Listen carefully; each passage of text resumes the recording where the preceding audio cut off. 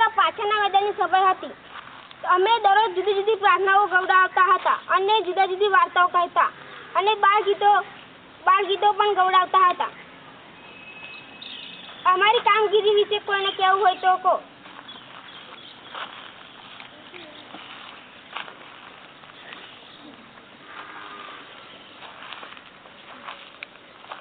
તમે એક દિવસ પ્રાર્થના ગવડાવતા હતા ત્યારે અટકી કેમ ગયા હતા? તમે શું કહેવા માંગો છો?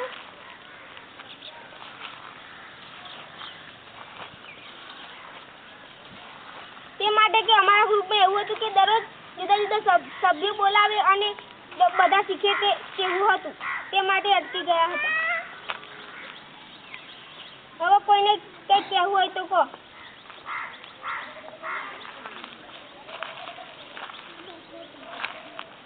તુષારભાઈની